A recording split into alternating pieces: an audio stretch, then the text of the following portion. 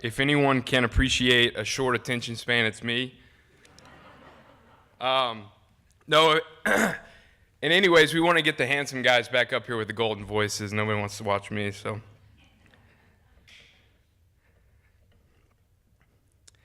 I'd like to say thank you for having me this evening. We flew in last night from Nashville, Tennessee, and we immediately feel at home with this awesome music. So I'd like to give it up for everyone tonight. And Hildy, thank you. This is an amazing event, and I mean, celebrating women and talking about something that is near and dear to my heart is really special for me because I have a lot of special women in my life. A couple of them are here this evening. My mom, my wife, my sister-in-law, a couple are not here. So I'd like to say thank you to them for being my support and helping mold who I am. Thank you guys so much.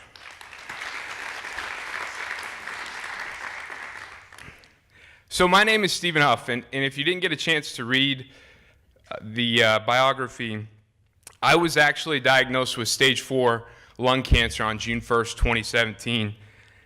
And at the age of 29, you can probably imagine the shock and devastation that we had in that moment, because prior to that day, I would have certainly considered myself a healthy individual.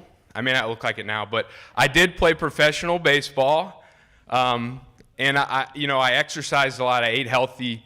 I took great care of my body. And so to be diagnosed with lung cancer was just completely bizarre.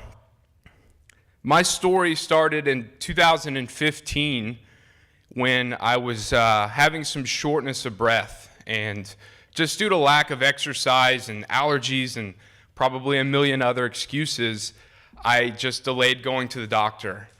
And so flash forward to January of 2017, and I was driving home from work one evening, and I noticed a hard lump above my collarbone.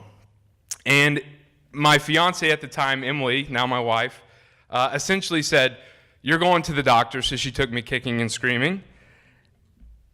And over the next 6 months, I had 4 x-rays, 3 CTs, 2 ultrasounds, a PET scan, dozens of blood tests, even several misdiagnoses to finally land on lung cancer.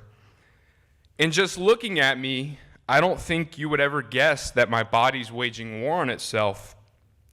But at the time I was diagnosed, my cancer had already spread from my main tumor to my liver, to my spine, and several lymph nodes in my chest. And by all accounts, I look like a normal guy. My wife may beg to differ. I act like a normal guy, I think. But the reality is my body is full of cancer. And so dealing with the diagnosis was very difficult, to say the least, because one of the things that cancer does, I think more than anything else, is it takes away the feeling of control in your life. When I was diagnosed, I was just about to get married. We had just bought our first house. I had just accepted my first teaching job. And so cancer was nowhere in the plans. But now every decision that we make has to take into consideration my health. And like Dr. Sands mentioned, currently, one of the unfortunate things that I deal with every day is that there's not a cure. But we're going to change that, right?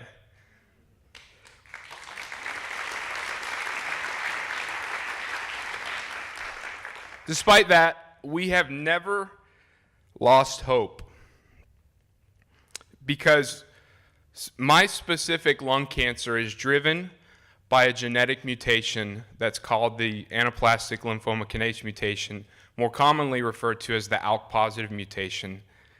And so because of this, like Dr. Sands mentioned, my first line and current line of treatment isn't the traditional cancer remedies that we all know. It's not radiation, it's not surgery, it's not chemotherapy. It's actually a targeted therapy, which is something that I have never even heard of until about 2 years ago. And this targeted therapy is an oral tablet that I take twice a day, and it allows me, most importantly, to live a completely normal life.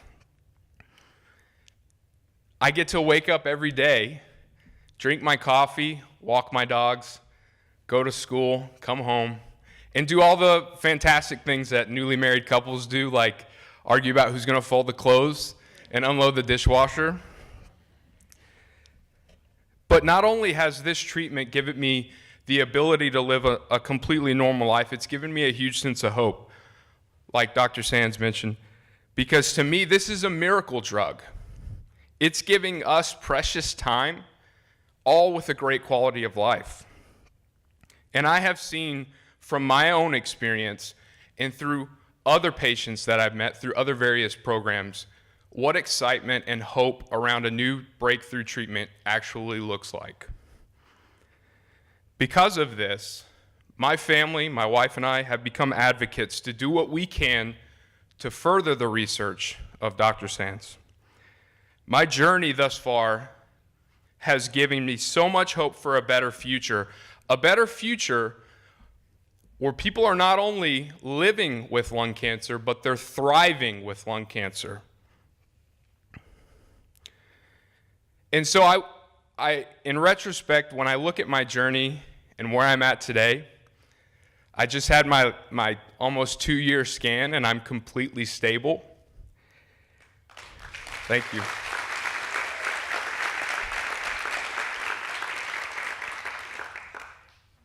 And so I would never call cancer a gift, because it's certainly something that I would never wish upon anyone else.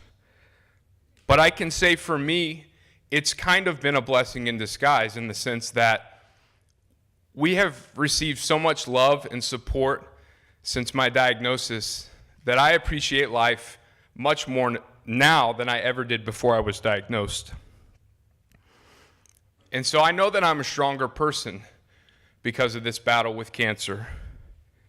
It's opened my eyes up to the importance of things like advocacy and standing up for what's right. Because, like we all in this room believe, we will have an impact. So if there's anyone in the audience this evening that has a close relationship to lung cancer, whether you're a survivor, a caregiver, a healthcare provider, or you're just supporting a friend or family, I'd like to applaud you as warriors this evening, because we are all in this together, and it is a fight. And I encourage everyone here to find a way to advocate. Advocate for what you believe in. Thank you guys so much for allowing me to share my story.